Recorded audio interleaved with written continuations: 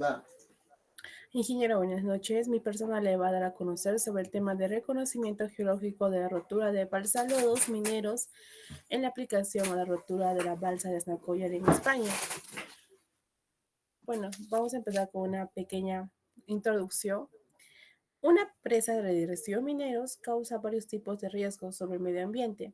El mayor de ellos es obviamente la rotura de la presa y la liberación de sus depósitos y fluidos tóxicos. Según la Comisión Internacional de Grandes Presas, en el 2001 nos indica que desde el año de 1917 han ocurrido 228 incidentes en balsas de residuos. De ellos, ya que corresponden 140 roturas convertidos de residuos y 42 fueron debidos a la inestabilidad de laderas o al fallo en los materiales de cimiento de la presa. La primera fase del análisis de las causas de estos desastres es el reconocimiento geológico en el entorno de la balsa y especialmente en sus cimientos. Aquí se presenta el desarrollo de este tipo de reconocimiento aplicado a un caso real. Como les indiqué, es la rotura de la balsa minera en Aznacoyar, Sevilla, España, que fue ocurrido en el año de 1998. Una de las una de las últimas roturas y posterior a dicho documento que ha ocurrido en abril de 2005 en la balsa minera de Binks, que están ubicados en Estados Unidos. Bueno, la rotura de dicha balsa originó el vertido de los de residuos tóxicos y agua ácida, ya que ha sido la rotura de la balsa minera de Snacoya, Sevilla, en España, que inundaron las liberas de los ríos Agrio y Guadimar, en un tramo de 40 kilómetros de longitud y unos 400 metros de anchura media.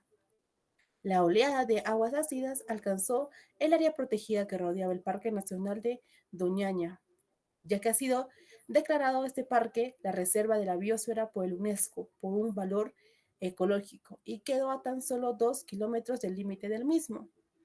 El coste únicamente de la retirada del vertido le supuso al Estado español un desembolso de 240 millones de euros, ya que también lo que se expone se recoge una buena parte del informe encargado al autor por los peritos realizaron la investigación judicial, los catedráticos Eduardo Alonso y Antonio Gens. En el año 2000, en Moya del año 2000, los cambios principales que muestran el presente texto respecto a dicho informe han sido su reestructuración para ofrecer un enfoque más metodológico y el énfasis en algunos de los problemas surgidos durante el reconocimiento, como la identificación de la estructura de los materiales de cimiento de la presa y la localización de la superficie de la rotura.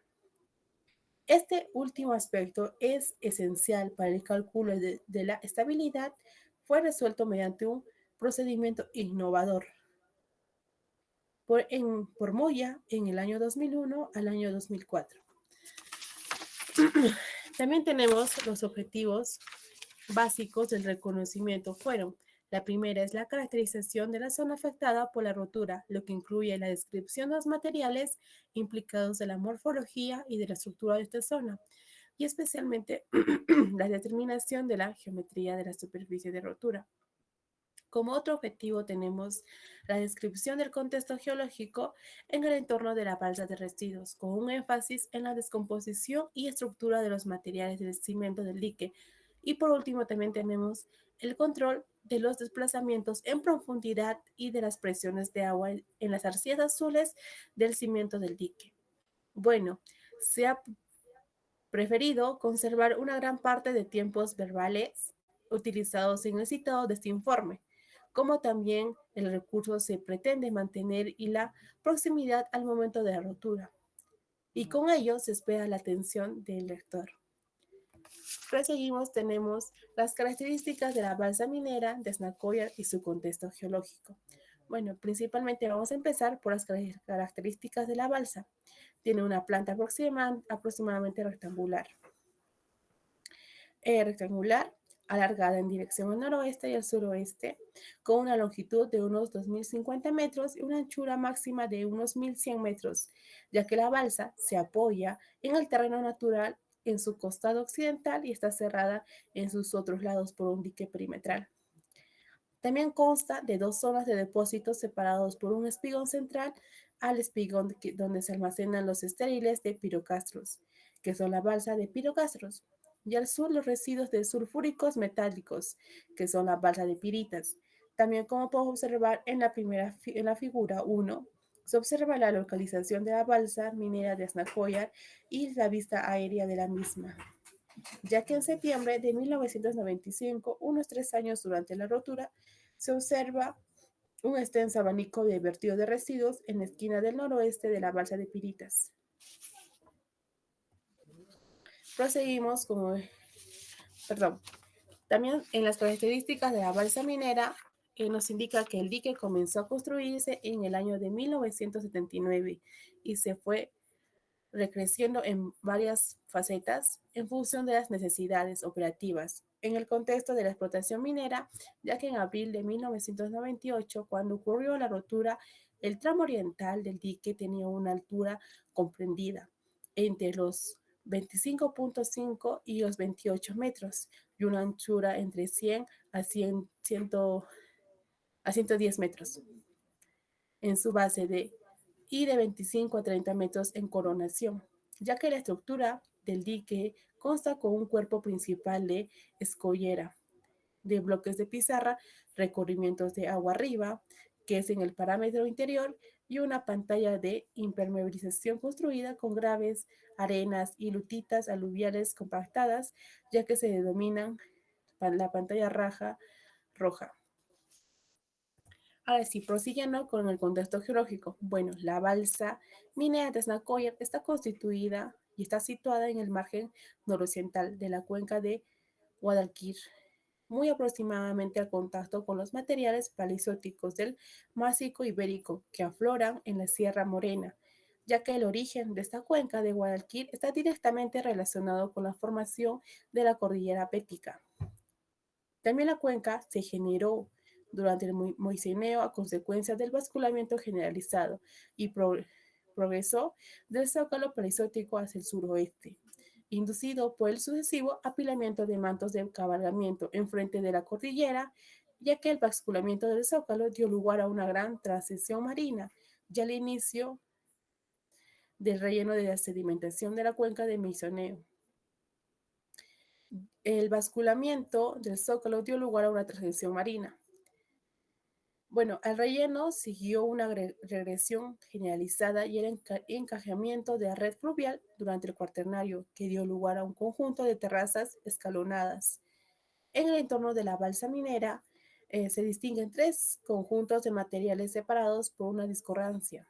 Así como puede observar en la figura, tenemos primeramente al zócalo paleozoico metamórfico y en la B tenemos a la serie de Mesozoea de la borde de la cuenca de Guadalquivir y por último tenemos los depósitos aluviales cuaternarios. También en la figura 2 se puede observar el perfil geológico de la balsa de residuos. También se puede observar la situación previa a la rotura transversal a la zona después afectada por las mismas.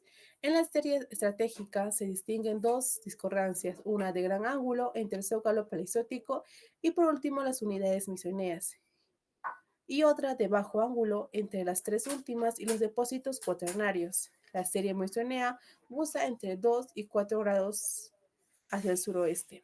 Los materiales paleozoicos afloran al noroeste en la balsa, donde están representados por una serie de devónico cavernática de pizarras y cuarcitas, entre los cuales se intercalan lentejones de materiales volcánicos, que son los dacitas y andesitas, ya que su estructura está caracterizada por cabalgamientos y pliegues que le confieren a la serie de buscamiento elevado hacia el norte. En estos materiales también se encuentran los yacimientos de sulfatos, como la pirita, la escafélica y la brenda, que son explotados en las cortas de Aznacoyar. Y por último, los frailes. En la serie sedimentada muceinea se distinguen las siguientes unidades, ya que también la balsa donde está flaqueada en meandros del río Agrio, el deslizamiento involucró a un tramo de unos 600 metros del dique oriental y a sus cimientos de terrazas aluviales. y arcillas azules, una franja de 180 metros de anchura, trasladándose en bloque de varias decenas de metros hacia el sur. Bueno, proseguimos también con la rotura, perdón, con el contexto geológico. También en el contexto geológico, la unidad basal de graves, arenas y calizas depositadas en ambientes plúricos, somera y cuyo grosor es variamente entre los 8 y 25 metros, esta unidad constituye un acuífero de importancia regional. Pero también en la formación de arcillas azules de Guadalquivir está constituidas por arcillas margosas de color gris azulado masivas. El contacto con el Paleozoico en la meseta ibérica se establece mediante una discordancia angular que corresponde en líneas generales a la línea de consta durante el Mioceno superior, pero este contacto tiene carácter rectilíneo a escala de cuenca, lo que indujo en algunos autores a interpretarlo como una falla de Guadalquivir. Bueno, la serie de Misionea también representa una disposición monoclinal con un suave buscalamiento hacia el suroeste que sigue a la orientación de la discordancia con el Paleozoico, ya que estas diversas partes de la cuenca del falla se interpretan debidas a la reactivación en otras antiguas presentes en el zócalo, ya que ocurría durante el basculamiento en el año de 1961. El cuaternario está representado por terrazas aluviales al río Agrio. Las terrazas están en su mayor parte constituidas por gravas y arenas. Tienen un espesor de 3 a 5 metros y están dispuestas en forma escalonada, descansando directamente sobre el sustrato de arcilla azul mucinea. Las balsas de residuos mineros se apoyan sobre una de las terrazas cuaternarias, así como podemos observar en la figura. La rotura. Bueno, la rotura ocurrió en la madrugada del 25 de abril en el año de 1998. Aunque no existen testigos presenciales de la misma de las declaraciones de algunos trabajadores que estaban de turno esa noche, se deduce que esta se produjo de manera rápida, en menos de una hora o en media hora, ya que indica que a las 12:30 se realizó una ronda por el pie del dique oriental para inspeccionar el sistema de captación de filtraciones. Se realizó sin que se realizó y ninguno de los trabajadores en ese turno de la noche detectó nada normal, pero a la 1 de la madrugada se detectó el corte de corriente eléctrica en la línea próxima a dicho sistema de captación. Una inspección posterior sobre el terreno mostró que la línea estaba cortada y eso de las 3 de la madrugada se describió que el pie y la coronación del dique oriental estaban agrietados y la balsa de pirocastros casi vacía de agua. La rotura se produjo, como después se probará, por los deslizamientos que afectó al sector del sudeste, ya que el tramo desplazó del dique abarcó una gran parte del dique oriental de la balsa de Piritas, el extremo del sur del dique de la balsa de Pirocastros y la conexión de ambos con el espigón central. Separa dos balsas junto al noroeste de esta conexión donde el dique cambia de dirección. Se sitúa en la brecha donde se espagó el agua y los residuos de la balsa. También al pie de la brecha se formaron dos abanicos de la avalancha que incorporaron bloques de la escoria del dique y como también de la terraza aluvial. La avalancha de residuos llegó posterior incluso aguas arriba, como al río Agrio, hasta 1 kilómetro de la brecha. Depositaron sobre los lodos de la terraza más abajo del río. Por último, tenemos los reconocimientos realizados. Bueno, el primer trabajo realizó fue el reconocimiento geológico, como también geomorfólico, de la superficie de la balsa de residuos y sus alrededores.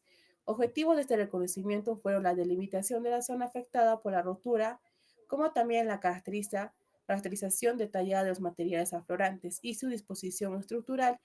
Este reconocimiento de la superficie implicó la realización de una cartografía geológica a una escala de 1 en 1000. Para ello se dispuso de un mapa topográfico posterior a la rotura de dicha balsa. También los ortomofomapas correspondientes en la escala de 1 en 3500 y de algunas fotografías de la zona afectada realizado desde un helicóptero. También, dentro de la caracterización de los materiales se obtuvo o también resultó de ser especial. Bueno, eso es todo. Muchas gracias.